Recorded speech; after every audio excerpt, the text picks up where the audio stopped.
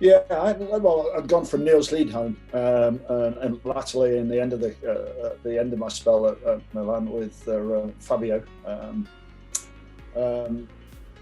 so it was completely different because Niels Liedholm was 64, 65 years old.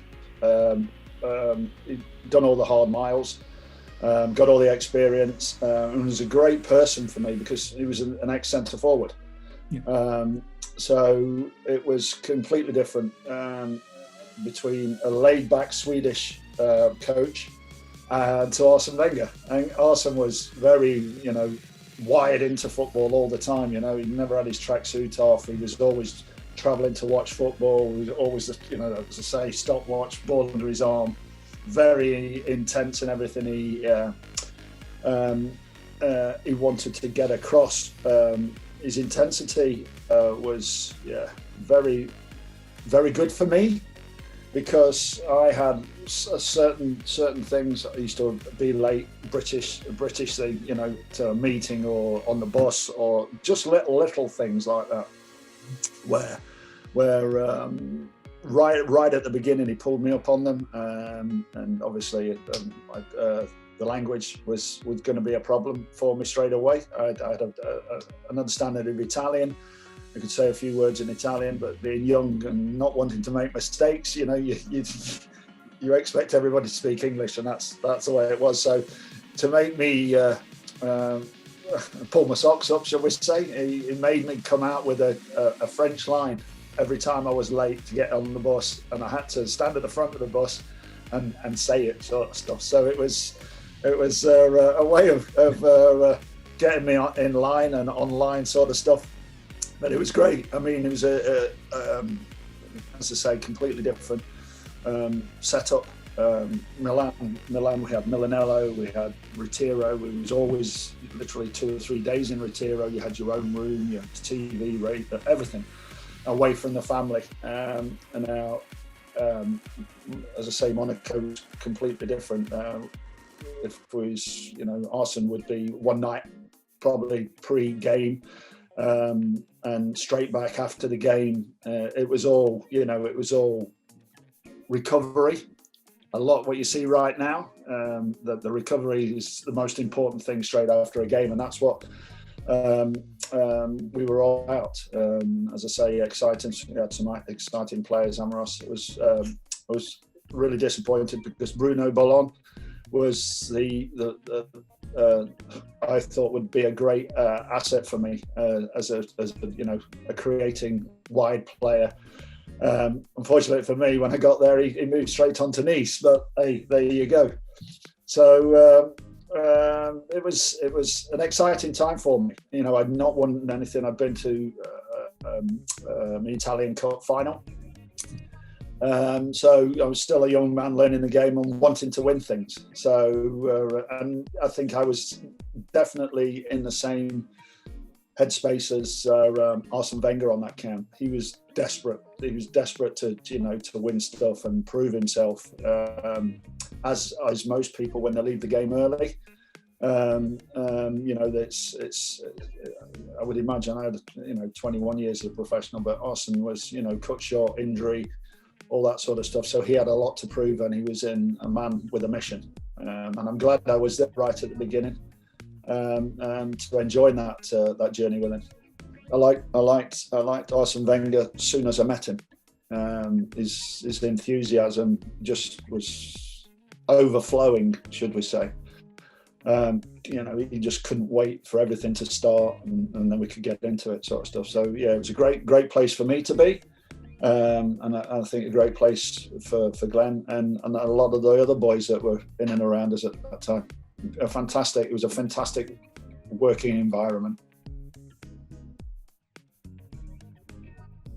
Well, I knew Glenn from the England setup, obviously. It was quite astounded how he'd not played more games for England, to tell you the truth. I always say Glenn was always the greatest midfield player I ever played with. Creativity, both feet. I think the only thing that probably lacked for the British game, that he didn't move around the pitch as much as most people. Whereas most teams, European teams, they look to that sort of player and they build a team around him. Creativity, I think Platini came to watch us for 2 or 3 months as we first got there and started. And he did a piece in the paper saying if he'd have been born French, he'd have played 150 games for France, Glenn would have, and they would have built teams and runners around him. It was actually, I was actually there 2 or 3 weeks before Glenn arrived, and Arsene pulled me to one side after training. He said, "We're looking for a 10 to play with you. We're really trying hard to get that creativity for you." And he just said, "Did you have any suggestions?" And I said, "Well, go and get Glenn Hoddle." And he said, "Well, he's already signed for PSG." I said, "No, he hasn't." He said, "He's not signed for PSG." He said, "He has." I said, "No, he hasn't." And we were going backwards and forwards. He said, "Oh, he's definitely signed." I said, "Definitely hasn't." I said, "Dennis Roach is his agent, my agent." And apparently he's supposed to be, this was a Monday or a Sunday or something like that, and he's supposed to be signing for PSG on the Monday. So I passed over the number. He called in and literally flew into Paris, got on another plane and flew straight down, and did the deal in literally that day. And as they say, the rest is history. As I say, I know Glenn from his England days, and it was ideal, I think, for him as well to have another English family in and around him. Similar sort of ages of children as well. It was good for me. I had Ray Wilkins, obviously, at AC Milan. Same. So it helps you to settle when you're looking for schools and all that sort of stuff. So yeah, it went well, really, really from day one. It's a brand new thing for Glenn. The way we warmed up for training, warm downs. He couldn't get his head around warm downs. Couple of days, and when he first arrived, he just walked straight off the training ground, and everybody would be shouting, "Oh, Glenn, get back! You can't finish yet." It was one of them. It was an eye opener for him. But as I say, it was playing with great players, experienced players. And Glenn, when introduced, walked onto the training ground, and everybody, literally sat everybody in the centre circle and introduced Glenn to the team. And he said, "This is our new, literally, Glenn Hoddle, our new attacking." Some people will know a lot about him, some people won't, but Glenn will get the ball and he will come no deeper than the D, in the centre circle. And, Jean-Philippe Roux, Patrick Mays, you do his running and his tackling, and then give him the ball straight away. That's the way. Let's go and train. And that was literally his introduction to Monaco. And I think Glenn was the icing on the cake for me. He could do anything. For me, it was a breath of fresh air. Glenn was a London boy, and so it's like going from a big city to living in a village. Basically, I think there's obviously different ways you look at different cultures. I mean, a lot of the French boys used to smoke, where we didn't smoke, but we would like a beer. We'd have a beer straight away after a game on the plane on the way back. 6 cans at the back, talking about the game, and all the boys would be smoking. Well, a lot of the boys would be smoking, but not drinking. So literally, we mixed the cultures, sort of blended together. We would come and get back into Monaco, and then we'd go to a bar and have 1 or 2 beers, and then home, and then obviously on the day after for the warm downs and all that sort of stuff. And all of a sudden, the cultures were started to cross and entwine. And we found a really good balance. I mean, I didn't start smoking, Glenn didn't start smoking, but the French boys started to take a beer. But the thing is about taking a beer, when you go for a beer, it brings the bond together, so you've just come from a euphoric high of winning a game into an environment where you're really relaxed. Mm-hmm. You're having a chill, you're having a cold beer, And then all of a sudden you're just having a conversation. It might be about football, might be about anything, but then you're starting to get a friendship. And when you've got that friendship, a friendship will take you through a lot of things. When everything's down, you look at each other straight in the eyes, and then, you start to get going again, and you have a belief and a confidence in each other that you wouldn't probably have got without the understanding of meeting in that sort of environment. We won it early, which is always nice. So you enjoy the last few games, and the pressure's off. And as I say, it was just a nice thing to be doing, because everybody wanted to beat us. Everybody hated Monaco, and everywhere we went though, the stadiums were full because they all wanted to see us beat. So that in itself was a motivator. And an enjoyable one, I must say.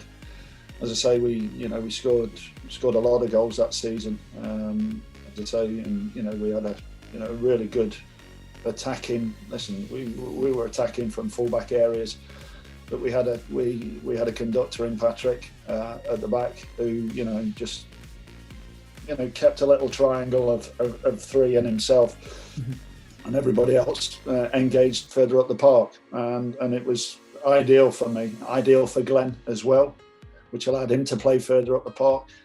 It allowed him to score goals as well because he was attaching himself around me, my movements. Yeah. And I spoke to Glenn a couple of days ago, and he said, I can't believe how many goals he scored with his head. That's that first season of space, that was running into the box. So it was great. I mean, you don't really concentrate. All I always concentrated on was every game as it came, and that's the way I dealt with all the games. Saturday would come, do my utmost to be a better player than I was the previous Saturday. Then I would park that, reboot on the Sunday, think through the game, and then go again. And that team, a lot of that team thought that way. Oh, I think we had a great goalkeeper in John Luke. We had a great centre half. We had a good spine to the team with Patrick Battiston and Remy Vogel. As I say, we had Glenn in the middle of the park. You had Claude Puel, legs, energy, three lungs, could run all day, could tackle all day, and we had Yusuf Fofana as a young player in and out the side at the time, and we were creative. We were very quick in transition, as they call it right now. We could go through the lines very, very quickly. Luke Sonal would traditionally play in the modern game as a wing back. Amaros would be the same, playing high up the pitch, and Patrick Battiston just the conductor at the back, and it worked very, very well. We caused all sorts of problems for all sorts of teams. We could play in different ways. And as I say, with Wenger at the helm, with his ingenuity and his vision and his understanding of the game, we're ticking all the boxes. We just went on that run and just kept going. It was a great thing with, I must say, great backing from the family as well. Albert was in and around us a lot, loved his football, his dad as well. We had get-togethers. We had a great party after a cup final we lost in Paris, which was fun. It'd been a long, hard. Unbeknown to me, my body was starting to get tired because I'd played through. I'd been to the World Cup and the Euros, and so literally I'd not had a break. As some, I just kept playing summer, start the season, play again, summer, play again. And I just got to the stage, the pitch played a massive part in my injury. There was was a big sort of rut, just, I'm going to say 1.5 meters outside the box, central. And as Glenn clipped one through between the two centre halves, and I just broke off one of the centre halves, and as it came over my shoulder, I put my foot into this divot, and it literally dislocated out. But in the same moment, the goalkeeper had come, and while my foot was in the hole, we dislocated it out the other way. Yeah, so completely destroyed it. Completely destroyed the interior of my ankle. Nothing came out, and I played in big strap-ins. So my foot was still. I played on for another 10 minutes because I got this big strapping on, and then. Michel Franco, we're walking off, and Wenger came over to me, and I'm sort of, not sure about it. It's a bit squelchy, so I'm walking off, and we walk down, and we go into the dressing room. We go into an ante room at the side, the medical room, and Michel sort of gets me on the bench, takes my sock off, and my foot is literally like that, and he cuts the tape off, and Wenger's with it, and my foot just flops around the wrong way. Yeah. So he picks it back up, straps it back up. The leg foot goes black, literally from my knee down to my big toe. And that was it. That was it for me. Wenger nearly was sick when he saw it. So he went away. And the next day I was on a plane to Lyon. Went to see the specialist. He'd never seen anything like it. And basically he said, we can fix this. I'm sure we can fix this. It's going to take 2 or 3, maybe 4 operations, but this is going to be long haul. So I stayed there, and then then operation rehab, and see, when you have that, that just sends you mad. Sends you crazy, because you know that you've one operation, and then you get back and you get super strong, right? And you're starting to do your swimming, but you know you've got to have another operation, and that just plays havoc with your head. But it must be especially hard being abroad as well, and in a foreign environment. It was. It was difficult all around, because I had not had a big injury anyway, and I'm a young lad. Wanting to play football every day, and it was difficult. He came out, was probably drinking more than I should have done and enjoying it, but I was always doing the time in the gym. I think I'm disappointed that more younger players didn't come into play in Europe. I'm a big advocate of young players, and I've been saying this for. At Rangers, and I will always say this about young players that are in and around just the first team, of taking them out their comfort zone and putting them in, in Division 2 in Italy or Division 2 in France. So a different new culture, a new way of learning, a new language, a new way of playing the game. It's invaluable to a young player, instead of just putting them out on loan to a local team and same culture. I think. And I'd like to. I'm loving seeing, younger players, British players now playing in Germany and in Italy and what have you. Learning a different sort of life and a different sort of game, way of playing the game of football. So I'm a big advocate of that, and I'd love to see. I'm going to say some younger British players coming to play down in Monaco. It would be, I think, a fabulous situation. At Rangers, there, the academy is second to none. We have some unbelievably young players there, and I think going to play in Europe, not probably first team, but probably good enough for a first team, or what I mean. We've got 15 and 16-year-olds that train regularly now at Rangers in a good group, which would enhance any young players. Well, it has to be winning the league. We came from, a new young manager was known but was not known, if you know what I mean. And to be able to take on, Bordeaux and Marseille, they were the bigger teams back then. Paris were sort of in and around sort of stuff, but nothing major. I think it was just, a fantastic achievement. I always, it's always very, very special to win your first championship. Some great players never win a championship. It's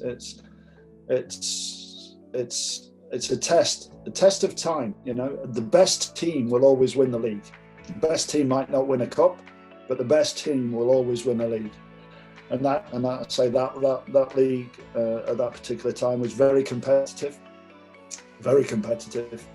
and we proved by a long shot, before anybody probably gave us a chance at the start of the season, that we could beat anybody, and we beat everybody most weekends, and that was the most satisfying thing for me. The disappointment was I think I missed out by top goal scorer with Papin beat me by 1 goal or something. That was 2 goals, because you were third and he was first. It was very close looking at it. Yeah, so this was disappointment on that front, but hey ho, we won a championship.